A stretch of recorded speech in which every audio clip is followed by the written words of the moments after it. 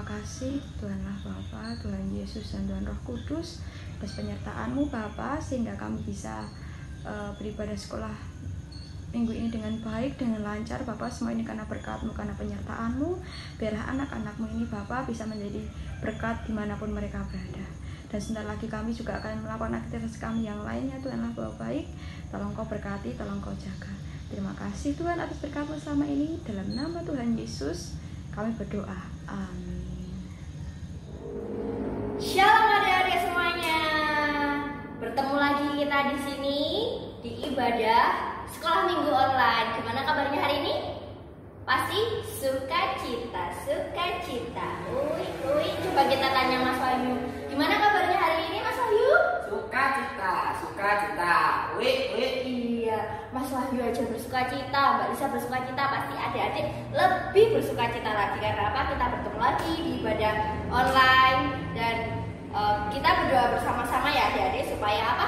Corona cepat hilang dan kita bisa bertemu kembali, memuji Tuhan kembali bersama-sama, bersama Mbak Lisa, bersama Mas Wahyu dan bersama kakak-kakak guru sekolah minggu yang lain. Oke, semua siap untuk bersukacita dan memuji nama Tuhan? Siap? Oke, Mbak Lisa siap banget. Yuk kita mau pujikan daki, daki, daki, daki gunung yang tinggi. Semua harus pakai gerakan, oke? Biar kita gerak badannya dan sehat. Dan juga kita bisa memuliakan nama Tuhan bersama-sama.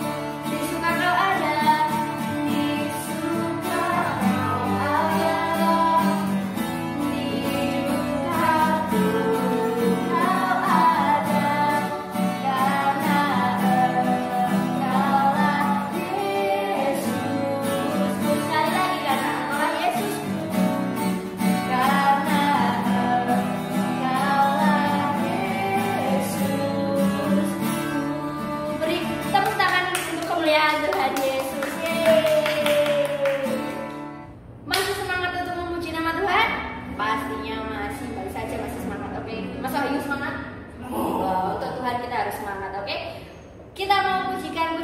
kedua berjudul Kasih Yesus indah, indah, oh indah. Kita pakai gerakan, oke? Siap? Oke, mulai Mas Abdi. Tepuk tangannya mana? Ayo semangat, semangat.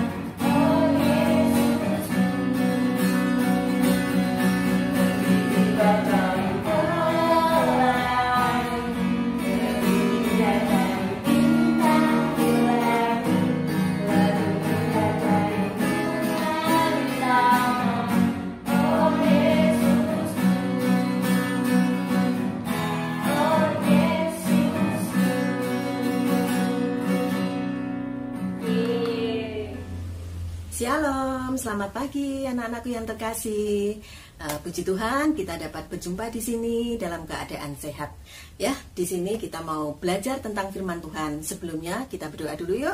Ambil sikap yang baik, kita berdoa. Terima kasih Tuhan, ketika kami boleh belajar tentang firman-Mu saat ini. Boleh urapi kami dengan kuasa Roh Kudus-Mu Bapa, biar kami senantiasa mengerti akan firman-Mu. Terima kasih Tuhan, dalam nama Yesus kami mengucap syukur. Amin.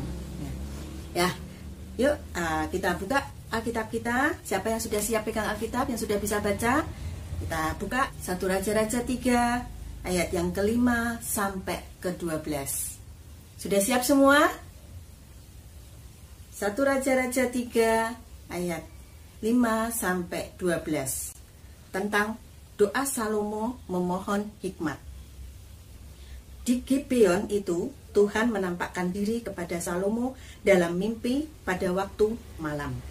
Berfirmanlah Allah, mintalah apa yang hendak kuberikan kepadamu.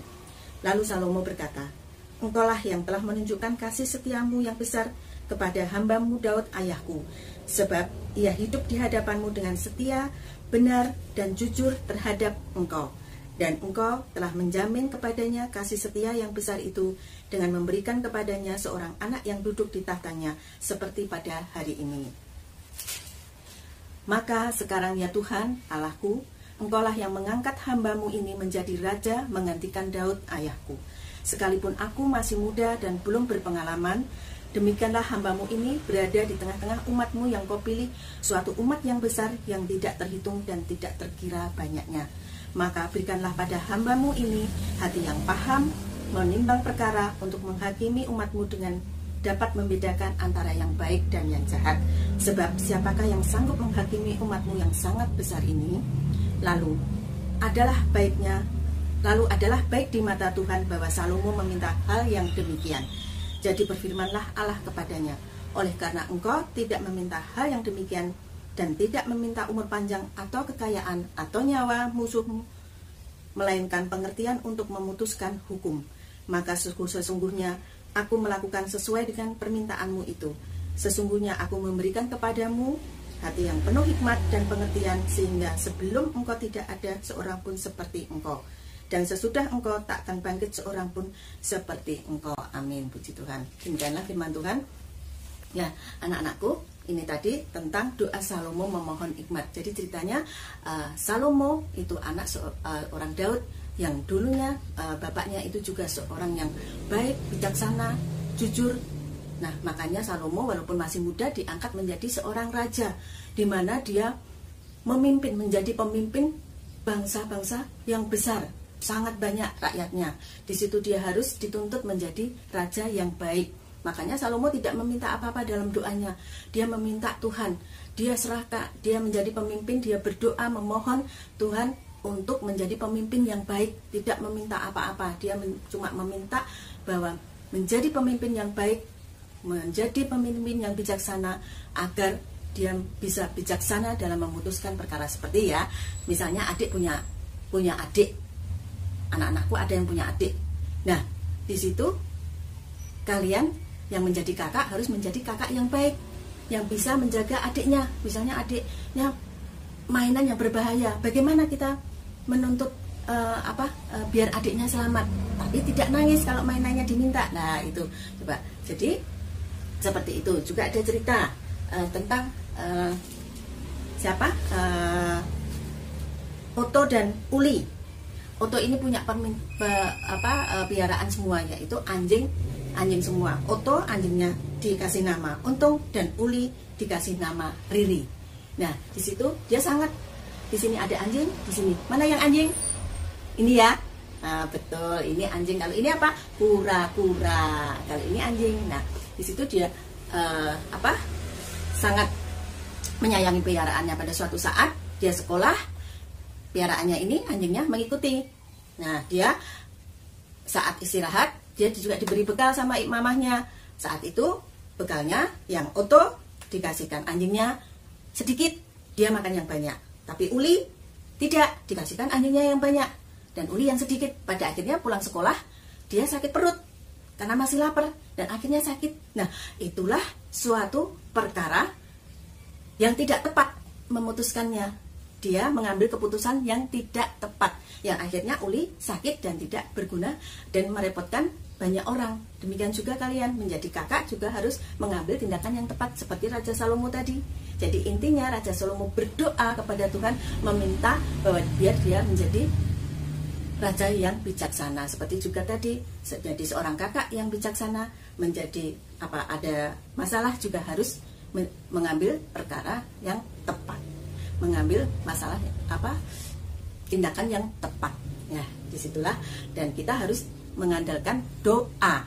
Kita harus meminta kepada Tuhan agar kita diberi tindakan yang tepat sesuai kehendak Tuhan. Itu intinya doa, ya, karena doa adalah senjata kita. Ya, itulah anak-anakku firman Tuhan yang bisa disampaikan didik, bahwa kita harus mengandalkan doa kepada Tuhan. Apapun permasalahanmu, harus berdoa minta Tuhan membantu kita untuk menyelesaikan masalah. Shalom anak-anak, selamat pagi, Tuhan memberkati semua. Teman-teman, untuk aktivitas minggu ini kita akan memilih tindakan mana yang lebih tepat kita lakukan dalam kehidupan sehari-hari ya. Saat di rumah bersama keluarga, mana yang akan lebih kita pilih? A. Nonton YouTube dan aktif chatting WA, atau B. Ngobrol dan bermain dengan orang tua atau adik atau kakak? Jawabannya adalah B. Ngobrol dan bermain dengan orang tua, adik dan kakak. Setelah itu, di sela-sela waktu bisa nonton YouTube dan membalas WA yang penting. Jika kita mendengar informasi yang belum tentu benar, apa yang akan kita lakukan? A. Langsung meneruskan berita itu ke orang lain, atau B. Diam saja? Jawabannya adalah B. Diam saja. Karena jika kita meneruskan berita yang belum tentu benar, jika itu kabar bohong, maka kita akan berdosa. Apa yang akan kita pilih? A. Membaca Alkitab 1 ayat per hari, atau B. Membaca buku pelajaran setiap hari? Jawabannya adalah A. Membaca Alkitab 1 ayat per hari, karena firman Allah adalah makanan buat rohani kita. Setelah itu bisa membaca buku pelajaran. Apa yang akan kamu lakukan jika ada orang yang membenci kamu? A. A. Diam saja. B. Mendoakan semoga hidupnya tidak membenci. Atau C. Balas membenci. Jawabannya adalah B. Mendoakan semoga hidupnya tidak membenci. Karena seperti Tuhan Yesus mengajari kita untuk mengasihi sesama seperti diri sendiri. Lebih penting yang mana? A. Tetap belajar. Atau B. Membantu ibu yang sedang kerepotan membawa belanjaan. Jawabannya adalah B. Lebih penting membantu ibu yang sedang kerepotan membawa belanja, karena setelah itu kita bisa melanjutkan belajar. Lebih baik yang mana? A. Membawa bekal dibungkus kertas. Atau B. Membawa bekal dibungkus plastik. Jawabannya adalah A. Lebih baik membawa bekal dibungkus kertas, karena lebih ramah lingkungan.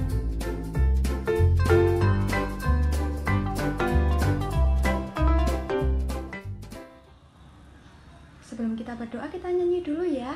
Yang bisa lagunya ikutin ya, gampang kok.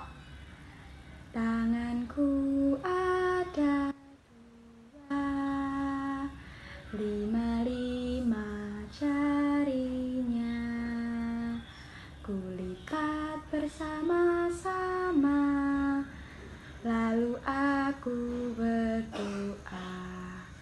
Terima kasih Tuhan Yesus atas berkat-Mu hari ini. Terima kasih atas kesempatan yang telah Kau berikan Tuhan. Pada saat ini anak-anak-Mu akan memulai sekolah minggu. Tolong Kau urapi Bapa, tolong Kau berkati, tolong Kau lancarkan. Biarlah kami bisa menjadi anak yang Kau kehendaki. Terima kasih Tuhan, dalam nama Tuhan Yesus kami berdoa. Amin.